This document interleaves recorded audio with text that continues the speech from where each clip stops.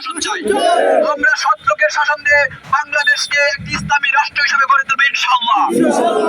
এই মুহূর্তে আপনাদের মধ্যে কিছু গুরুত্বপূর্ণ কথা নিয়ে আসছেন বাংলাদেশ জামাত ইসলামী শ্রীপুর পৌর শাখা ৫ নং ওয়ার্ডের সম্মানিত আমির, যিনি বহুদিন যাবৎ এই শ্রীপুরের ৫ নং ওয়ার্ডে খুবই কঠিন সময় থেকে ধরে আজ পর্যন্ত অত্যন্ত মেধা এবং শ্রম দিয়ে কাজ করে যাচ্ছেন সেই বাংলাদেশ জামাত ইসলামী ৫ নং ওয়ার্ড শাখার সম্মানিত সভাপতি ডক্টর আজিজ ভাই আপনার সামনে অল্প কিছুক্ষণ কথা বলবেন ইনশাআল্লাহ।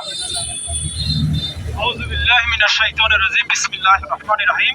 নাহমাদুহু ওয়া নুসাল্লি আলা রাসূলিল কারীম। আম্মা বাদ। উপস্থিত শহীদি কাফেলা বাংলাদেশ জামাত ইসলামী কর্তৃক আয়োজিত আজকের মহাসমাবেশের প্রাক্কালে মিছিল কর্তৃক আয়োজিত আজকের সভার সম্মানিত সভাপতি, পরিচালক এবং নেতৃবৃন্দ, আসসালামু আলাইকুম ওয়া রাহমাতুল্লাহি ওয়া বারাকাতুহু। সম্মানিত উপস্থিতি, আমরা জানি এই আকাশ আল্লাহর, এই জমিন আল্লাহর, এই নদী গাছ তরলতা সবকিছু আল্লাহর। সেখানে আইন চলবে আল্লাহর, এখানে আর কারো আইন চলবে না।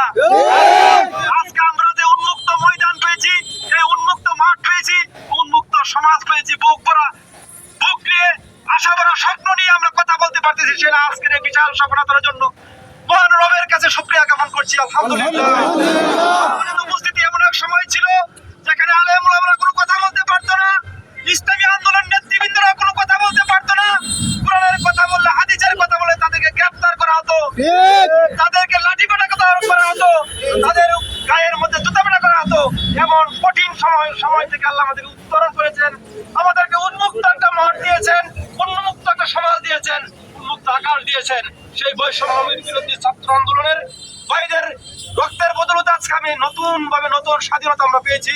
সেই জন্য বৈষম্য বিরোধী ছাত্র আন্দোলনের যতগুলো ভাই শাহাদাত বরণ করেছে, তাদের শহীদদের সর্বোচ্চ ত্যাগের জন্য আল্লাহর কাছে তাদেরকে শহীদ হিসেবে কবুল করার জন্য উদ্যত আহ্বান জানাচ্ছি।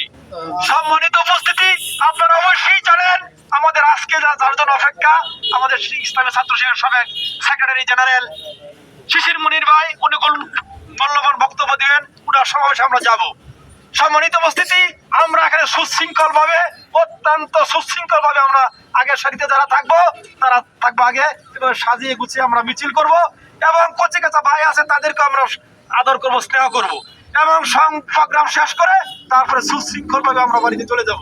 সর্বশেষে কথা হলো এই, আমরা এখান থেকে একটি ধ্বনি নিব, একটি আওয়াজ তুলবো, আল কোরআনের আলো ঘরে ঘরে জ্বালো, আল্লাহর জমিনে আল্লাহর আইন চাই, সৎ লোকের শাসন চাই।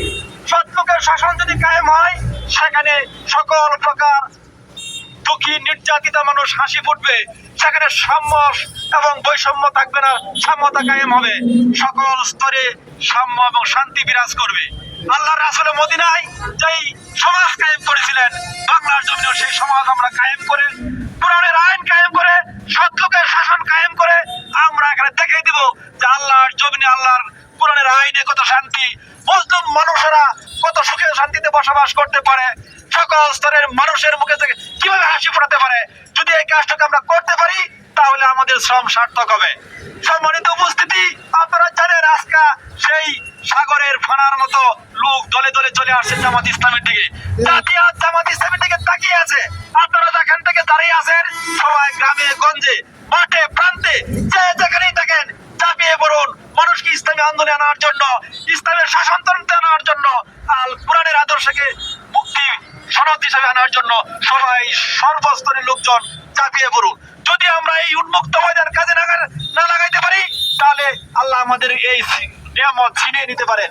আমরা আশা করি যথাযথভাবে আমরা আমাদের দায়িত্ব পালন করব এবং আমরা এখান থেকে কঠিন প্রতিজ্ঞা নিয়ে আমরা বাড়িতে ফিরবো এবং সর্বস্তরের মানুষের কাছে আল কোরআনের আহ্বানকে বুলন্দ করার জন্য, আল্লাহর জমিনে আল্লাহর দ্বীনকে প্রতিষ্ঠা করার জন্য আমরা